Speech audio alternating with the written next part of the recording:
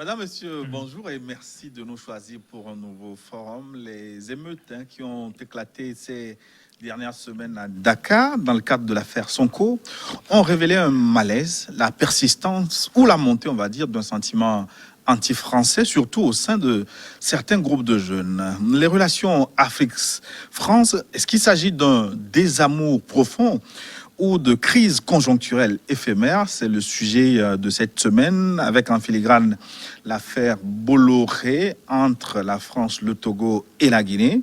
Trois invités pour en parler, je vous les présente. Sogoyou Kegewe, il est journaliste, ancien diplomate. Monsieur Kegewe, bonjour. Bonjour Gilles, bonjour. Vous avez notamment représenté le Togo pendant plusieurs années en Allemagne. Oui, effectivement. Herzlich willkommen und guten Morgen. Vielen Dank für die Einladung. Oui, donc vous nous direz, parce que les valises diplomatiques, il paraît qu'elles contiennent beaucoup de choses, vous nous direz comment les choses se font dans ce domaine-là, si vous n'êtes pas toujours sous le sceau du secret diplomatique. Avec vous, Alani Sossou, il est journaliste, lui aussi, consultant en communication politique. Lui n'a pas fait l'Allemagne, mais plutôt il a traîné les bosses en Belgique pendant plusieurs années.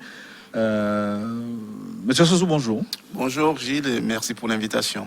Un plaisir de vous avoir pour aborder ce sujet qui oui, passionne en Afrique. C'est un sujet qui me passionne également, surtout les relations France-Afrique. Notre troisième invité, Horus Donkovi. Horus, bonjour. Bonjour Gilles, bonjour à tous ceux qui nous suivent et c'est un plaisir de se retrouver sur le plateau. Monsieur Donkovi a fait du journalisme aussi. Slammer, ça beaucoup ne le savent pas, et puis activiste panafricain. Oui, entre autres. Entre autres. Alors, donc comme je disais tantôt, derrière l'affaire Sonko au Sénégal, une affaire que vous avez beaucoup suivie aussi, du nom de cet opposant sénégalais accusé de viol par une jeune de 17 ans, affaire pendante devant la justice. Derrière cette affaire, un sentiment anti-français s'est de nouveau exprimé au Sénégal avec des jeunes qui s'en sont pris à des intérêts français, des intérêts de groupes français. La première question que je voudrais vous poser, est-ce que la France a tort d'avoir développé des rapports particuliers, des rapports privilégiés avec ces anciennes colonies, notamment les pays d'Afrique francophone? Je commence avec vous, monsieur Kegewe Sogoyou. Merci Gilles. Quand on dit rapport privilégié, dans privilégié, il y a privilège. Ça veut dire que chacun doit y trouver son compte. Or, les relations entre la France et l'Afrique, si elles sont privilégiées, n'y trouvent des privilèges que la France. Donc, moi, je ne dirais pas que la France et l'Afrique francophone entretiennent des rapports privilégiés parce que les pays africains n'en tirent pas beaucoup de privilèges. Ah ben vous dites pas beaucoup, mais il y a des privilèges pour les pays africains aussi. Ou, comme quoi, s'il y avait des privilèges, personne ne s'en plaindrait. Personne. Vous avez parlé tantôt des biens, des intérêts français qui ont été saccagés, pillés. En réalité, moi, je ne vois pas quelque chose de particulier contre la France. Les jeunes, ils ont faim. Bon, ils sont sortis à manifestation. On en profite pour se voler une télévision, une barquette de beurre. Si c'était même un supermarché chinois, ils l'auraient pillé. Voilà. Mais en Afrique, par exemple, on a vu une intervention française au Mali pour sauver une avancée djihadiste qui menaçait Bamako. Ben, la preuve que ce n'est pas sérieux, jusqu'ici on n'est pas encore sauvé des djihadistes. Alors, ou bien on est sauvé, on n'est pas encore sauvé au Mali et on ne sera pas sauvé. Alani Sossou, est-ce que vous pensez que la France a tort de maintenir des relations particulières privilégiées avec ces anciennes colonies? Je voulais d'abord préciser que dans votre introduction, vous avez parlé de la fille qui aura 17 ans. En réalité, c'est 20 ans qu'elle a. Donc elle est majeure. Au-delà de ça, votre question passionne. Et je n'ai pas compris le rapport. Non, bon, parce qu'il ne faut pas que les auditeurs se disent que c'est une mineure qui a été violée. Elle estime qu'elle a 17 ans. Ouais, ben, si viol il y a eu, parce que moi j'ai lu un peu la presse dakaroise, la presse sénégalaise sur le sujet. Et moi-même, personnellement, j'ai écrit plusieurs articles sur ce truc. Donc vous pensez qu'il n'y a pas eu viol je ne sais pas, je ne sais pas. Il peut y avoir une cabale. On est en Afrique et puis quand il s'agit de pouvoir, vous savez comment les choses se passent. Donc cette parenthèse, elle est fermée. Peut-être on va y revenir, certainement. Il y a quelque part quand même un privilège entre les rapports France-africains. Le seul privilège, c'est de permettre aux étudiants africains d'ouvrir des bourses d'études pour les étudiants africains, francophones ou bien d'autres pays, même anglophones ou lusophones, de faire des études universitaires en France et partout. Et puis, l'autre privilège, et qui sont vraiment des privilèges très minimes, c'est le fait d'avoir des échanges entre universités, d'avoir des échanges culturels qui façonnent un peu le monde culturel, le monde étudiantin ou le monde universitaire dans les pays francophones d'Afrique ou bien dans les pays africains, j'allais dire en général. Mais au-delà de ça, on a remarqué que les relations franco-africaines sont des relations plutôt paternalistes où la France cherche chaque fois à nous imposer notre conduite, chaque fois cherche à nous dire ce que nous devrons faire, ce qui est bon pour nous, sans réellement chercher à savoir ce que nous voulons pour notre développement.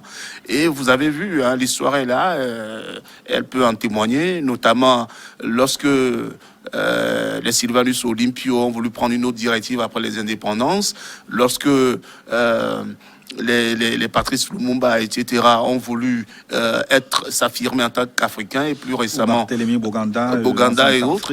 Voilà, lorsque Thomas Sankara a voulu s'affirmer. Sékou Touré en Guinée. Voilà. Et justement, au sujet de Sékou Touré, vous aurez pu comprendre que moi, j'aime plutôt le pragmatisme et le réalisme d'un Charles de Gaulle ou bien d'un Foccart. Parce qu'ils ont été toujours clairs en disant que la France n'a pas d'amis, mais n'a que des intérêts. Or, quand on voit les chefs d'État successifs, les Pompidou, les Mitterrand, les Chirac, les Hollande, les Sarkozy, tout le monde a dit qu'il faut décomplexer les relations avec l'Afrique, que l'Afrique doit être autonome, que c'est des relations d'égal à égal, etc. Mais c'est de l'hypocrisie. Donc, au moins sous De Gaulle, on savait qu'on avait une relation de père à fils et que la France nous dictait des lois et puis voilà. Or, les chefs d'État successifs, vous avez vu le discours de Macron à Ouagadougou, où il disait, oui, mais maintenant, c'est des relations d'égal à égal, où chacun doit se définir, etc. Mais en réalité, ce sont eux qui font toujours la loi. Pourquoi? Parce que nous avons des chefs d'État, j'allais dire un greffe falot, qui ne suivent que ce que la métropole dit à cause de leur trône. Donc, ceci étant dit, l'Africain aujourd'hui n'est pas l'Africain d'hier.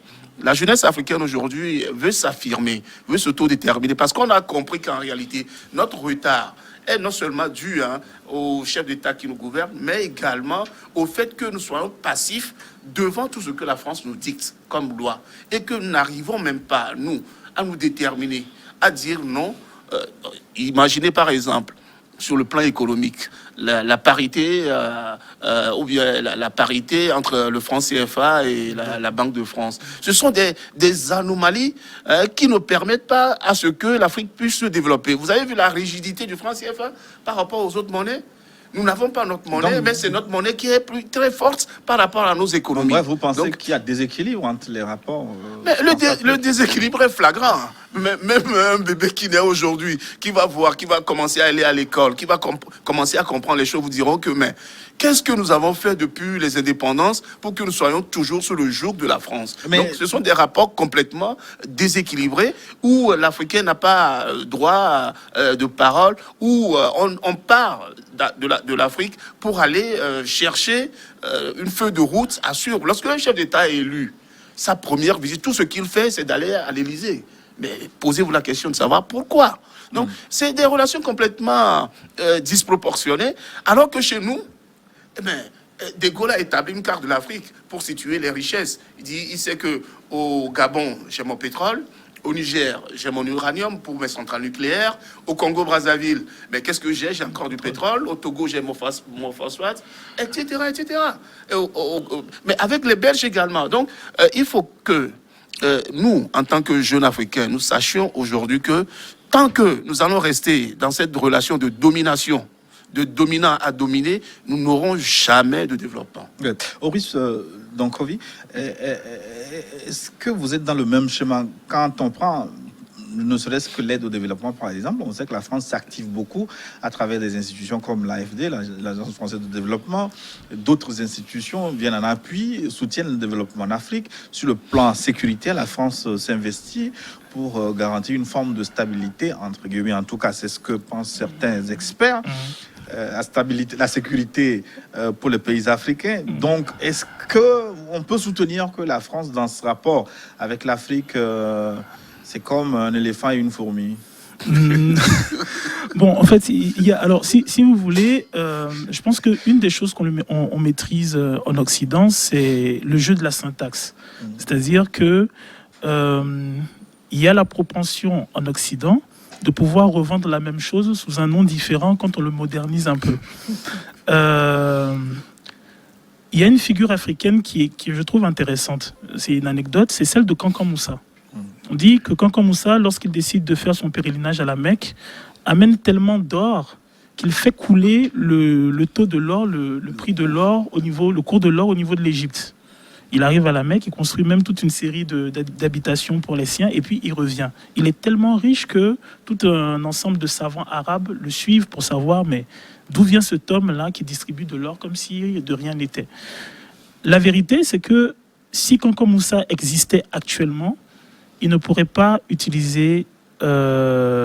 employer l'or comme il l'a employé maintenant. Pour la simple raison que ce dont on parle quand on parle des échanges privilégié entre la France et l'Afrique s'appuie sur une structuration de l'économie qui part de la traite des Noirs. L'Europe est une zone du monde qui s'est profondément développée par l'expansion et la prédation des autres. On va en Asie pour chercher les épices. C'est ce qui a fait les routes de la soie. On va en Égypte parce qu'il y a toute une quantité de savoir. On va sur les côtes africaines parce qu'il y a des richesses à piller. Il y a le bois d'ébène à exploiter. L'Europe s'est toujours développée, en tout cas c'est majoritairement développée par expansion et prédation. Lorsque elle a réussi à établir entre elles des liens entre les royautés par le truchement de mariages, d'alliances et ainsi de suite, elle a tourné son regard vers les autres. Et à partir de là, normal, un peu l'homo economicus, il réagit de cette façon. Ce sont ses réflexes, c'est humain ce que vous dites. Ce n'est pas un peu logique. Alors, est-ce que c'est humain de brimer toute une race au point de lui nier même l'existence en tant qu'humain? Tout comme vous voyez l'évolution économique de l'Europe, tout est structuré à partir de la traite des esclaves. Je donne un exemple. Si vous prenez les grandes sociétés, toutes les multinationales dont peut-être on va parler même tout à l'heure, que vous voyez, vous prenez Bolloré, vous prenez CGA, CGM, vous prenez des groupes comme Danone et tout ça, vous verrez qu'elles partent du 19e siècle. Donc, quelque temps après la révolution industrielle, qui s'est fait grâce à qui s'est fait grâce à quoi? Qui s'est fait grâce à une grande entrée d'argent. Donc, le privilège dont on parle, c'est des rapports vicieux parce que, après l'économie de traite, quand l'économie a dû muer, on a mis le régime du protectorat. On est venu dans les États africains, on dit ok d'accord, bon allez, ça va, on passe à autre chose, protectorat. Bon, je vous donne votre liberté, trucidez-vous comme vous voulez sur les territoires, mais quand vous voulez négocier avec quelqu'un d'autre, vous passez par moi, c'est moi qui gère. Après le protectorat, quand ça a été encore un peu truc, on est passé à la colonisation. Et après, on est passé à des indépendances qui, étonnamment, s'assimilent à des protectorats.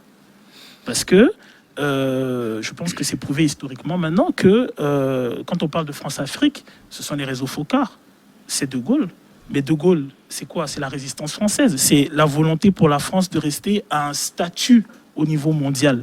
Et De Gaulle, dès 1944, ou même je dirais avant, comprend qu'il ne peut le faire si la France ne possède pas un espace vital. Il lui faut cet espace africain. Il lui faut cette population africaine. Et il lui faut ces ressources africaines. Donc la France va s'appuyer sur deux choses. L'espace vital qui est l'espace vital africain et l'arme atomique qui est le moyen de dissuasion le plus puissant au monde. Et à partir de là, Oui, pour des populations françaises en l'occurrence, De Gaulle est un héros. Mais pour nous, les Africains, c'est un cauchemar. Parce que De Gaulle, c'est celui qui va organiser la balkanisation de l'Afrique. C'est avec les lois Gaston Defferre qu'on va casser les blocs. Non, mais l'Afrique même était le prolongement de la France pour De Gaulle. Ah, non, pour l'Algérie. À travers l'Algérie, oui. À travers l'Algérie. Les colonies de peuplement. Hein. Voilà. N'oubliez pas l'AEF et l'AOF, c'était le prolongement en fait de la France. Hein. Bon, selon des Focard, quand vous lisez les tomes, les mémoires pas exactement le prolongement. En fait, le vice de tout ça, c'est quoi? C'est qu'on prend des régions africaines. On sait qu'on a une population et on répartit les régions en deux exemples bien définis. Les colonies de peuplement, comme on l'a dit, c'était le cas de l'Algérie, où tout un ensemble de pieds noirs sont arrivés sur le pays, ont occupé, il y a les colons européens, ainsi de suite. Et puis il y a les colonies d'exploitation. C'est le cas de l'AEF. Si vous remarquez, l'Afrique équatoriale française, qui par exemple est moins développée structurellement que l'AOF. L'AEF, c'était oui, on va prendre le bois, on va prendre les ressources, tout ça, mais on ne va pas se focaliser sur un quelconque développement intellectuel ou structurel, contrairement à ce qu'on a eu à l'AOF. Sauf que l'histoire a eu raison de cela, parce que l'AOF a soutenu Vichy. Et comme l'AOF a soutenu Vichy, c'est le Tchad qui va devenir le socle de la résistance française. Et à partir de cela, on a 44 avec Brazzaville. Et à partir de 44 avec Brazzaville, on le voit même, De Gaulle sait que il ne pourra pas tenir en termes de charge, c'est-à-dire si la France doit tenir en termes de charge les colonies africaines, il ne pourra pas. C'est pas son point. Par contre, on peut développer un autre système qui consiste à mettre des dirigeants félons qui vont permettre à la France de pouvoir continuer à s'approvisionner en matières premières et avoir, une stature internationale. Donc, à laquelle elle s'attache la actuellement. France a gardé les mêmes privilèges, sauf que le système de jeu a quelque peu changé. On a changé le mot. On a changé Oui, écoutez, nous tous, nous savons ce qui se passe. Depuis De Gaulle, avant De Gaulle, l'esclavage, tout. On sait ce qui se passe. Et il y a 60 ans qu'on nous a donné des indépendances théoriques. Nous tous, nous le savons. Que faisons-nous pour que d'indépendance théorique, on passe à l'indépendance pratique? Pourquoi c'est impossible? Les autres pays ont réussi ça. L'Afrique noire n'a pas été le seul continent colonisé, martyrisé. Si vous connaissez l'histoire de la Chine, mais les puissances occidentales qu'on connaît se sont partagées la Chine avec le Japon. Ils se sont partagés la Chine. Une partie. Oui, ils sont partagés. Mais une partie, c'est la Chine. Donc, ils ont maltraité les Chinois. Ils les ont traités moins que des chiens. Ils les ont fait travailler pire que les esclaves. Avec les histoires de l'opium et tout. Le Vietnam a été martyrisé par les Français, martyrisé par les Américains. Mais aujourd'hui, regardez ces pays. Pourquoi nous ne pouvons pas faire comme ces pays? Pourquoi nous sommes toujours là en train de pleurnicher, la France ci, la France ça? Parce que... On va s'interroger sur ces questions-là. Oui. Mais ce que je voudrais savoir, on a évoqué tantôt De Gaulle, Focard, comme les pères de la France-Afrique. Oui. Mais ces personnages ont tiré leur révérence. Mais comment se fait-il que cette France-Afrique, dont on a annoncé... Mais il y a leur métastase, les bourgeois, qui continuent de transporter des valises d'argent. C'est la suite des Focard. Et ils sont fiers même d'être la suite des Focard. Écoutez ceci. Moi, je répète ceci. Les Africains eux-mêmes doivent s'asseoir pour se demander, mais qu'est-ce qui nous arrive? Qu'est-ce qui nous arrive? Ça va être compliqué. On est allé à l'école, chez les Français. On a étudié avec les Français. Tu étudies avec le français, tu viens, tu es professeur d'université, et celui qui était peut-être le plus médiocre de la classe, quand toi tu étais étudiant là-bas, il entre en politique, un jour il vient ici, on lui met le tapis rouge, et puis toi, professeur d'université, ici on te traite comme un petit poussin mouillé. Il faut qu'on change. Nous tous, pas les dirigeants. Ceux qui crient à la France, mais le lendemain il est au consulat pour prendre le visa et aller en France. Tous. Il y a des gens, des Africains qui se disent panafricanistes, mais s'il passe un mois sans aller en France, mais il va mourir d'une maladie pire que Covid-19. Parce que ça leur manque, ça fait partie de leur sang. Oh, Tous ça, ces gens qui c'est- crient. je crois que ça, c'est un autre aspect d'aller en Ça, France. le reproche que vous Ouais, adressez non, c'est à- pas un autre aspect. à- Parce à- que vous à- ne à- pouvez à- pas. ceux qui, Vous ne pouvez pas être, exilés oui, pendant- oui. Vous ne pouvez pas être en train de vilipender un pays auquel vous rêvez toutes les nuits quand vous dormez. C'est pas possible. Vous aimez tellement la France que vous n'aimez même plus vos propres Il faut pays. faire un distinguo. Alanis Soso en a pour son compte. On peut être Moi, beau, si être- j'étais le consulat de France, tu manifestes dans la rue, tu insultes la France, tu viens, je ne te donne pas le visa. Non, mais- Reste chez toi. On peut être panafricain, Oui. aller en France, mais pas pour aller, par exemple, supporter les beaux yeux de Macron ou bien de tous les présidents français. On peut avoir, par exemple, des intérêts aussi en France, en tant que panafricain. Parce que on ne peut plus vivre dans un monde cloisonné. Et voilà, la France a compris ça. Non, mais non, la différence, compris ça. la différence aujourd'hui avec la France, c'est quoi? C'est que la France a besoin de son poumon économique pour être la 7e puissance mondiale. Et ce poumon économique-là, c'est l'Afrique. C'est pour ça que les relations... Vous voulez être un homme complet ou bien le poumon de quelqu'un. Non, mais non, c'est ça que je dis. C'est ça la triste réalité. Hein. C'est les relations incestueuses entre la France et l'Afrique ne pourront jamais s'arrêter tant que nous, Africains, n'allons pas nous autodéterminer. Oui, parce que justement, est-ce que ce réveil a commencé est-ce qu'il faut confondre l'interrogation, le réveil dont parlait l'ambassadeur Zogoyou Kegou, est-ce qu'il faut le confondre avec les attaques qu'on a vues au Sénégal, par exemple, ce sentiment anti-français? Est-ce que c'est la même chose? Ouais, mais le sentiment anti-français n'a pas commencé au mois de mars 2021. Ce sentiment, vous avez vu ce qui s'est passé à Bamako. Même lorsque on nous a vanté en quelque sorte que la France sous Hollande a envoyé ses militaires pour stopper l'avancée des djihadistes, vous avez vu la réaction plus tard des Maliens.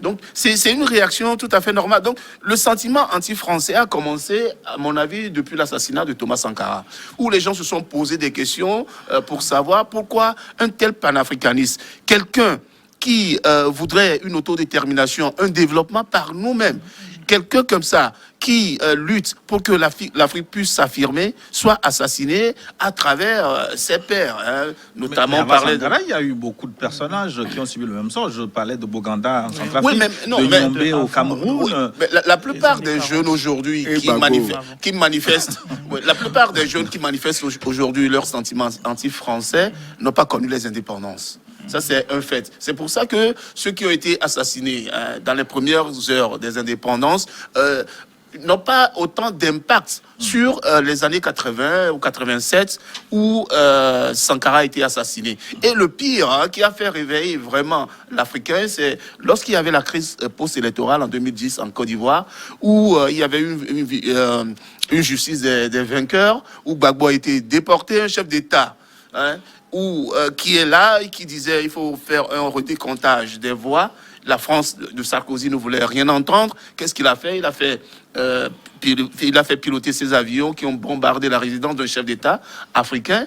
Et le pire, ce sont des Français qui sont partis dans sa résidence pour le déloger et le remettre aux troupes rebelles. Donc c'est à partir des militaires ivoiriens. Non, mais il y avait tellement... N'oubliez pas qu'il y a des Noirs dans l'armée française. Hein. Non, même pas. C'était des Blancs. C'était des Blancs, c'est visible. Et il y a même un document de spéciale investigation qui a prouvé que ce sont les Français qui sont partis déloger et puis ils ont remis. Et même, je me rappelle que dans une des vidéos, quand les rebelles étaient entre qui filmaient les Français, il y a un qui dit non, ne filmez pas. Ça, c'est l'histoire qu'on ne peut pas traficoter. Donc, ce réveil anti-français, c'est accentué à partir de 2010. Oui, mais la question que je pose, est-ce qu'un réveil africain, ça signifie forcément réveil anti-français? Est-ce qu'on ne peut pas se réveiller sans s'entendre? Parler d'anti-français même, moi je n'aime pas tellement ce mot anti-français. Non, voilà. C'est que l'Africain veut s'autodéterminer, point. Et maintenant, tous ceux, que ce soit les Chinois, que ce soit les Russes, qui veulent aujourd'hui s'ingérer dans les affaires africaines, pour nous exploiter, je ne crois pas que l'Africain va encore l'accepter. Jusqu'à preuve du contraire, il y a eu des révoltes contre des Chinois au Cameroun. Donc vous voyez, donc ce sont des éléments clés qui poussent à dire que on ne parle plus aujourd'hui d'anti-français ou bien d'anti-ceci, mais que l'Afrique s'affirme, se détermine. Et la jeunesse africaine a compris aujourd'hui que Comme le disait Horus tout à l'heure, chaque fois que nous aurons des chefs d'État félons, nous serons face à ces situations-là. Et maintenant, comment faire en sorte qu'on ait des chefs d'État panafricains à la tête de nos États? Pourquoi l'histoire Sonko a tellement passionné les Sénégalais qui sont allés dans la rue? Ce n'est pas parce que Sonko veut incarner une sorte d'alternance politique à Macky Sall, mais c'est parce que son discours, ça tient la route sur le franc CFA, sur la domination française. Ce sont des discours qui rassurent plutôt les Africains. Il y a des discours qui ont tenu la route aussi, qui ont rassuré pendant longtemps, des discours comme ceux d'Alpha Condé, mais aujourd'hui on sait ce que c'est devenu. Donc il faut. Sur Alpha Condé, je préfère ne même pas commenter. Je préfère ne même pas commenter pour Alpha Condé. Quel rôle les réseaux sociaux jouent aujourd'hui dans le réveil des Africains? Il me semble que les yeux, dans une certaine mesure, commencent pas à s'ouvrir un peu sur les réalités. Géopolitique mondiale. Ce qui est intéressant avec les réseaux sociaux, c'est qu'il permet à toute une génération d'accéder à un certain type d'informations, qu'elles soient réelles ou controversées. Justement, information ou désinformation, parce qu'on se pose la question. Il y a un peu de tout. Maintenant, après, ce qui est vrai, c'est que c'est à la pertinence intellectuelle de chacun de pouvoir y trouver ce qu'il y cherche. Parce que de toute façon, même à l'époque des journaux, moi je me rappelle quand j'étais très jeune, j'étais féru de Jeune Afrique, d'un certain nombre. Bon, mais on sait ce que Jeune Afrique aussi, voilà, c'est un média qui est assez percuté aussi de façon critique. Voilà. Donc c'est intéressant. On l'appelle parfois Jeune Afrique, FRIC. Donc c'est intéressant dans le sens où ça permet quand même à une certaine masse de jeunes d'accéder à certaines informations, d'échanger de la documentation et d'ouvrir les yeux. Le paradoxe qu'il y a entre le fait que l'Afrique soit la poule un peu plus grosse qu'on envisageait au niveau des autres continents, c'est que on ne peut pas investir le continent africain sans l'Africain. Et par conséquent, il est compliqué d'investir le continent africain sans l'Africain et en muselant totalement cet Africain. Parce qu'on a quand même besoin de son sens critique. Là où l'Occident a, comment dirais-je, a eu des grosses victoires, c'est au niveau de deux choses. Et la première des choses, c'est ce que j'appelle la guerre des saveurs. La guerre des saveurs. La guerre des saveurs, c'est pouvoir substituer aux prismes locaux son propre prisme, qui va faire que votre population va avoir un rapport différent à la sexualité, à l'économie, à l'architecture, à la religion, à la mode, à la manière d'économiser, à la manière de se projeter, qui va changer son discours par rapport au paradigme. Donc on déforme votre vision. On déforme votre vision. Par exemple, on dira aux Africains, si votre maison n'est pas en ciment ou en béton, elle ne tiendra pas. Avec des fenêtres en alu. Voilà. Mais la mosquée de, je sais pas, Ndjéné ou tout ça, ça fait 100 et 200 ans, elle est là. Quand vous allez au niveau d'Atapamé, vous avez toujours les maisons au sous-bassement. On prenait, moi je causais avec des anciens, ils prenaient des rochers de la montagne pour faire les sous-bassements des maisons. Les pyramides sont toujours là. Les pyramides sont toujours là. Mais on a réussi à substituer ce prisme-là et à couper les rapports de transmission. C'est-à-dire, ce qui va faire que nous qui soyons ici, soyons le réceptacle de tout un ensemble de savoirs. Le savoir de l'arrière-grand-père, du grand-père, du père. Très tôt, on a mis l'école, et quand on a mis l'école, on a mis les internats pour pouvoir couper l'enfant de sa source et le conditionner. Donc il y a Dieu blanc. Voilà. Donc il y a ce premier rapport goût et saveur, et le deuxième rapport, c'est celui que je venais d'aborder, c'est celui relatif à l'éducation. Quand très souvent on dit, on a tendance à dire nos premiers fossoyeurs sont nos intellectuels. Mais justement le but c'était ça. Le but c'était de faire en sorte que l'enfant africain naisse dans un nouveau creuset où il perçoit le monde différemment. Par conséquent, vous pouvez avoir des intellectuels de bonne foi qui sont persuadés de lutter pour la chose africaine, qui sont persuadés d'avoir des projets pour l'Afrique, mais qui ne peut le voir qu'à travers le prisme occidental. Je donne un exemple. Dans nos peuples qui sont les nôtres, on ne vend pas la terre. Vous venez, On vous accueille, et comme on vous accueille, on vous dit, on vous donne une portion de terre en vous expliquant que non, qu'il y a un certain cérémonial que vous ne pouvez vous permettre parce que mais vous n'êtes pas de cette terre-là. Il y a les premiers habitants de voilà, qui sont compétents pour le faire. Mais on ne vous donne pas la terre. Vous vous asseyez, on vous donne un verre, vous buvez, et la terre, elle est à vous. Ceux qui vous accueillent savent qu'au fur et à mesure, vous aurez des liens de filiation tels qu'au bout de 1-2 générations, on ne pourra même pas dire que vous êtes de tel ou tel pays, vous êtes autochtone, vous êtes accepté.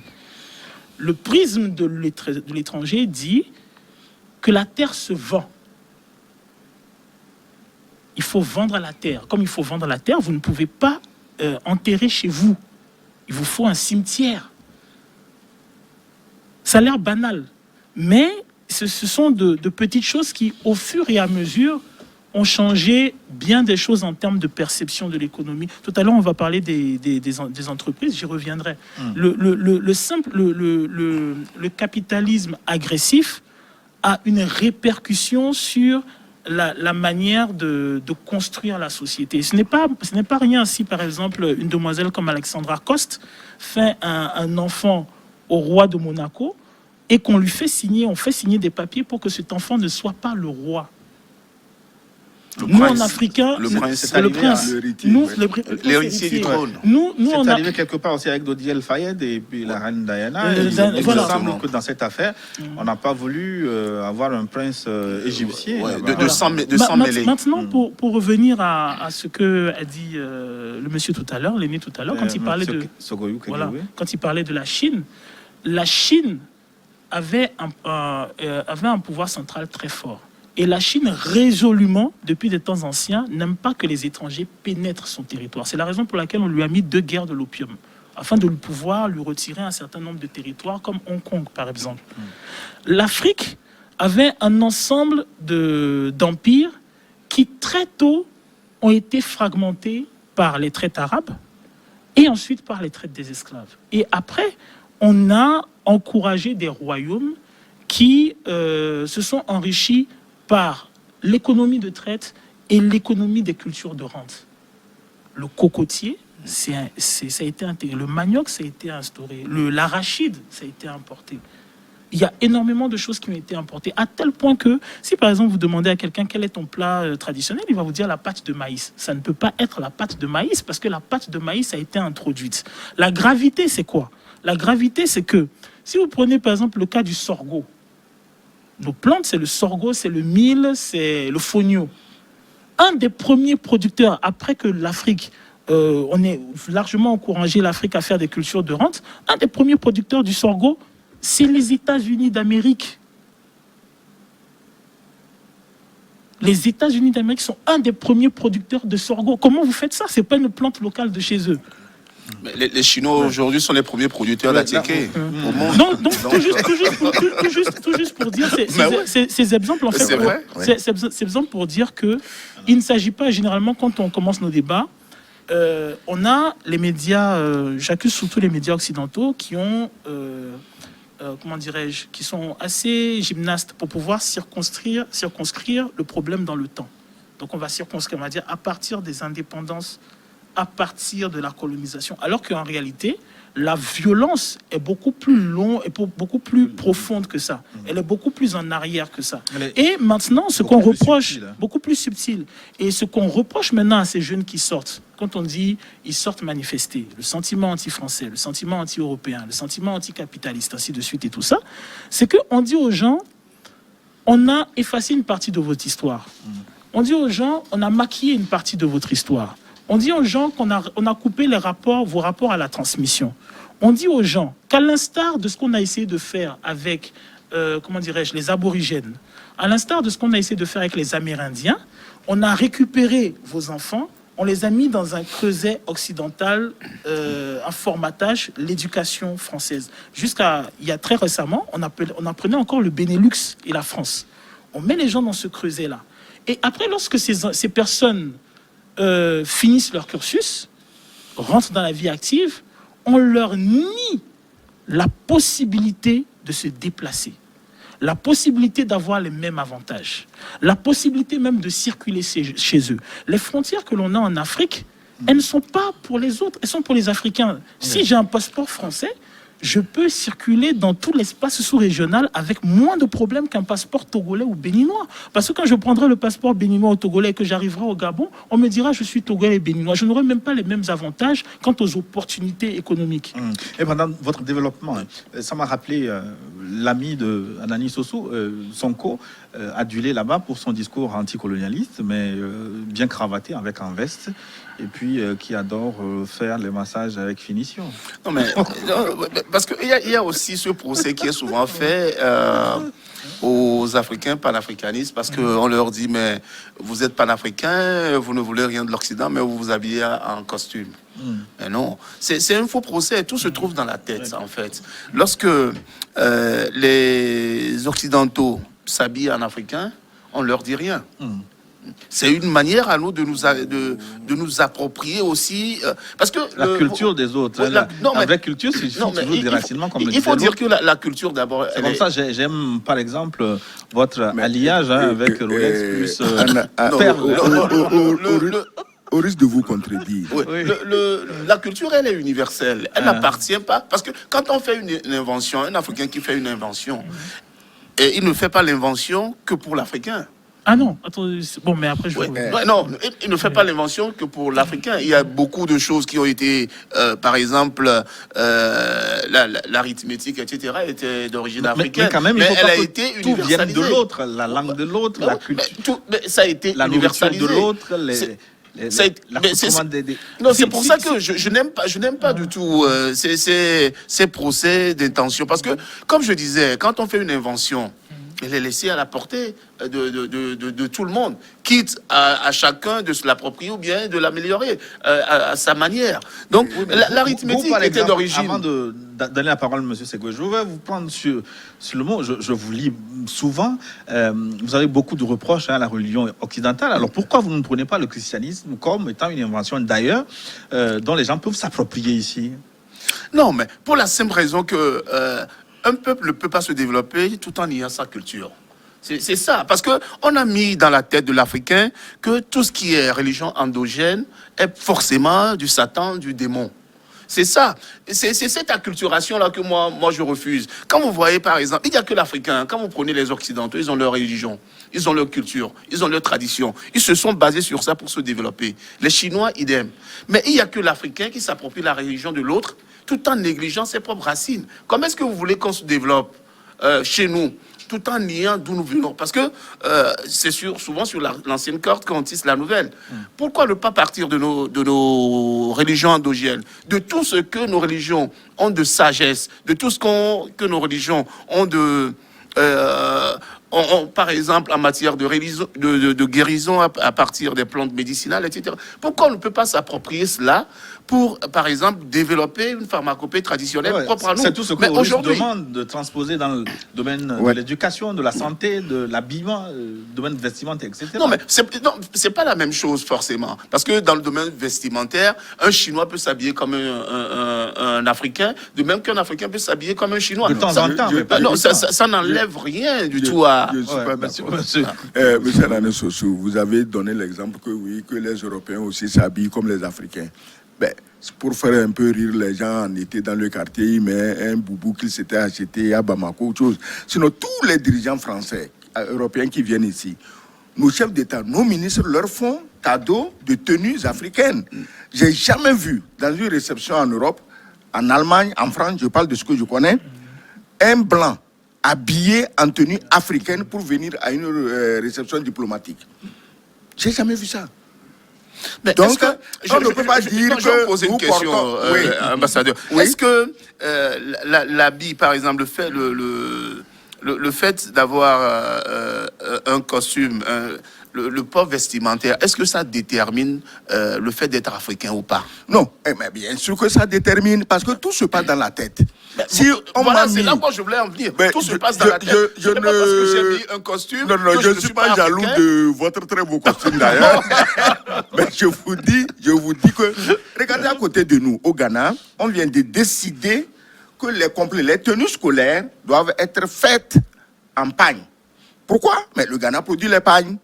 Alors, si vous prenez Dieu sait combien de millions d'enfants il y a au Ghana, si tous achètent les pagnes sortant des usines textiles ghanéennes, c'est autant d'argent resté au pays. Non, mais regardez le Faso d'Anfani, par exemple, au Burkina. Oui. Mais combien de Burkinabés le portent?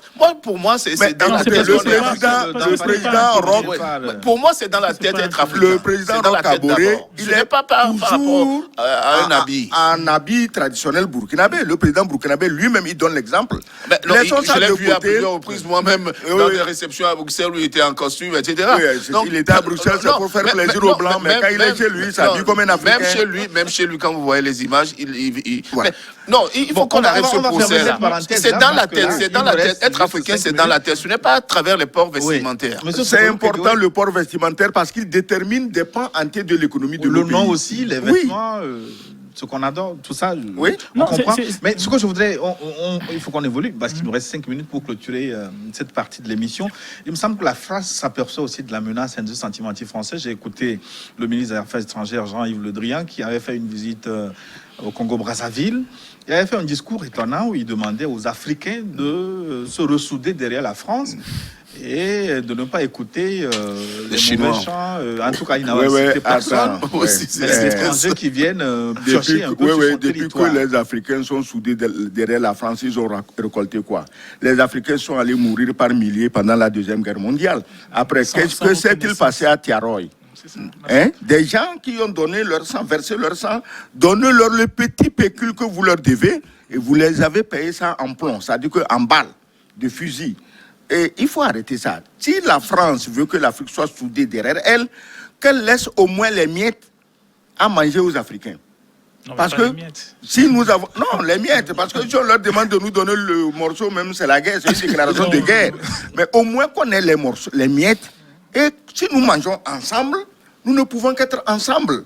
Maintenant, si vous avez mis la main sur tout, et qu'on n'a rien, et qu'on meurt de faim, mais pourquoi vous voulez qu'on vous suive? Moi- Donc la France n'a qu'à revoir son système économique, et dès que les Africains trouveront leur intérêt dans ce système économique, le Drian n'a pas besoin de faire un discours automatiquement. Nous savons que les Français sont nos alliés. Nous pratiquons leur langue. D'ailleurs, c'est ça qu'on est en train de faire ici. si- On les suit. Si tu le permets, si tu le permets, Oui. j'aimerais donner aux téléspectateurs un exercice qu'ils peuvent faire facilement. Vous êtes dans un État francophone, vous prenez tous les secteurs régaliens de votre État. Vous êtes dans des pays francophones. Et vous essayez de déterminer qui détient le leadership du secteur et son pays d'origine. Et maintenant, vous comprendrez pourquoi, dans les États francophones, il peut y avoir un sentiment anti-français parce qu'on est dans un exercice de communication très vicieux qui consiste à dire aux Africains, la France est en perte de vitesse, elle est en train de s'éloigner. Alors qu'en réalité, les actifs et les possessions n'ont jamais été aussi fortes qu'avant.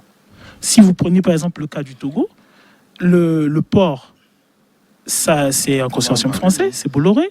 Si vous prenez CGA, CGM, c'est français. Si vous prenez la brasserie, c'est Castel, c'est français. Si vous prenez Il y a Togocom, SMB désormais. Togocom, Détenu par des Togolais. Togocom, Les Chinois sont officiellement, également au port, il n'y a pas que Bolloré. officiellement, c'est malgache, c'est Axian. Mais Axian, c'est des Carénas. Et les Carénas ont un lien avec la France. Donc, c'est compliqué. Non, en Allez, surtout réalité, pour terminer oui. avec cette première partie, certains pensent que l'ennemi de l'Afrique, ce sont les Africains. Et c'est vrai. Ouais, mais je l'ai déjà développé plus haut, tant que... Il ne faut pas laisser les Français tranquilles et vous Non, occuper de vos en oignons. réalité, quand on parle des Français, on ne parle pas des Français en tant que population. Ou disons, oui, de la Ouais, France. Voilà, on parle de la politique française menée sur notre continent. Et généralement, c'est les Africains eux-mêmes qui prêtent le flanc à cette France-là de pouvoir continuer à nous prendre comme des colonies. Or, nous avons notre dépendance, comme le disait l'ambassadeur Sogoro tout à l'heure, de manière théorique et non pratique. Donc, oui, il est vrai que quelque part, nous avons une part de responsabilité. Mais il est également vrai que nous avons été tellement soumis dans certains paradigmes qu'il est difficile d'en sortir, notamment à regarder le franc CFA. tout le bruit qui a fait autour, où on avait promis même de quitter le franc CFA pour l'éco en juillet 2020, et puis après on a dit c'est la pandémie, etc. Donc il y a déjà ce poids qui est là. Et quand vous voyez aujourd'hui, la plupart de nos livres d'éducation sont calqués sur le modèle français. Notre justice est basée sur le modèle français. Tout ce que nous faisons, c'est basé sur le modèle français, à telle enseigne qu'il est difficile aujourd'hui à l'Afrique de sortir de tout ce qui a sublimé son parcours jusqu'à son autodétermination, si autodétermination on peut en parler pour les indépendances. Donc c'est un poids qui est là et c'est difficile aujourd'hui de réécrire par exemple les livres d'histoire. Parce que quand on nous dit que dans nos livres d'histoire qu'il y a un certain docteur Nashinga qui était venu sur les côtes togolaises, ou bien quand on nous dit que voilà l'histoire très rapidement, je voudrais quand même donner la parole à M. Donc, Sogoudou avant c'est pour dire qu'il y a tellement, des poids de l'histoire qui font qu'il est difficile aujourd'hui à l'Africain, sans une révolution. Oui, monsieur Kegeoui, en 30 secondes. Il n'y a même pas d'espoir de changer quoi que ce soit. Nous deviendrons de plus en plus francophiles. Parce que, carrément, comme il a dit tantôt, quand on élit un chef d'État francophone, le Graal, c'est-à-dire que le sommet, le peuple l'a élu, hein. Mais si on ne lui a pas serré la main à l'Élysée, mais il en fait une maladie. Alors,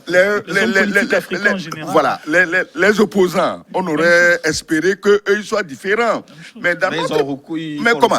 Quand il va à Paris, il se fait recevoir dans un sombre couloir, dans un trou au Quai d'Orsay. Il ramène